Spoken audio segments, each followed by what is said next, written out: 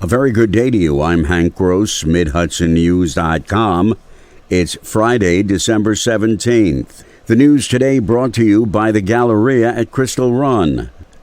Whether it's the recent incidents of student fighting at Newburgh Free Academy, Maine, or the investigation into the charges and suspension of Superintendent Roberto Padilla, the administration and Board of Education of the Newburgh and Large City School District are lacking transparency with the community. State Assemblyman Colin Schmidt says, the lawmaker says for the good of the community, parents and students, there must be full disclosure about all facets of the district's operations.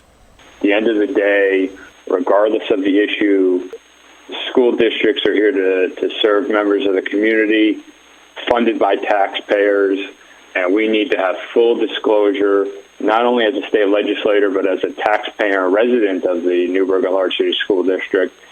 My neighbors and I, we deserve or are entitled to full transparency of what's going on with our tax dollars and what's going on with any issue that directly impacts our children and our neighbors' children's education and future. The school board has been meeting repeatedly behind closed doors discussing the Padilla situation, even though investigators hired by the board found he violated state and federal law regarding sexual harassment. Sources say the board has been negotiating with the suspended superintendent about a potential severance package that includes $750,000 in cash and full benefits for 2 to 3 years. With a 12-month job growth rate of 4.4%, Sullivan County tops the chart in the Hudson Valley Catskills in November. The state labor department says private sector jobs in the Hudson Valley rose over the year by 22,100. Job growth was centered in leisure and hospitality at 13,400, professional and business services 6,100, trade, transportation and utilities 2,600, education and health services 1,900, and manufacturing and other services 1,400. People waving American flags lined the street in the village of Goshen on Thursday as hundreds of wreaths were escorted to the Orange County Veterans Cemetery.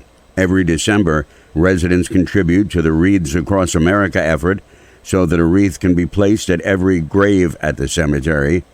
County Clerk-elect Kelly Askew was among those welcoming the convoy that included dozens of police cars and fire trucks.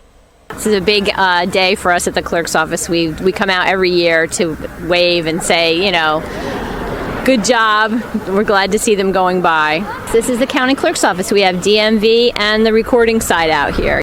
Police cars from across the county, as well as fire trucks, lights flashing and sirens blaring, led the convoy. Tomorrow, Saturday, hundreds of people are expected at the ceremony to participate in the wreath-laying tradition. More news right after this.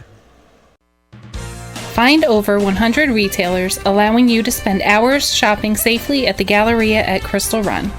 Enjoy the big brands and the diverse selection of family-owned stores all in one location. The Galleria at Crystal Run offers dining options for everyone with Fuji 110 Grill, Allen's Mediterranean Grill, and Peru Cuisine. Discover the Mid-Hudson Valley's premier shopping, dining, and entertainment destination, the Galleria at Crystal Run. For more information, follow us on Instagram, Facebook, or visit GalleriaCrystalRun.com. A Circleville man was sentenced in Orange County Court yesterday to 15 years to life in prison in connection with sex crimes he committed against a child. On July 15th of this year, 36-year-old Robert Youngs pled guilty to felony charges of predatory sexual assault against a child, use of a child in a sexual performance, promoting a sexual performance by a child, and possessing a sexual performance by a child. State police and the Orange County Child Abuse Task Force worked with the DA's office and Child Advocacy Center to solve the case. A two-car accident on Route 17K near Winding Hills late Wednesday afternoon claimed the life of a 44-year-old Buffalo woman. Montgomery Town Police said two vehicles were traveling in opposite directions at about 4:20 p.m. when one appeared to have crossed over the double yellow line and sideswiped the other. The victim was identified as Eileen Haberslind. A 29-year-old homeless man has been arrested after Poughkeepsie Town Police investigated a stolen car complaint. The man, identified as Frank Booth, is a known associate of habitual car thief Franz Bachter. The two were arrested last week while sitting in a stolen car. Wall Radio News is powered by MidHudsonNews.com, where you can stay updated all throughout the day. For Wall Radio News, I'm Hank Gross, MidHudsonNews.com. The news today brought to you by the Galleria at Crystal Run.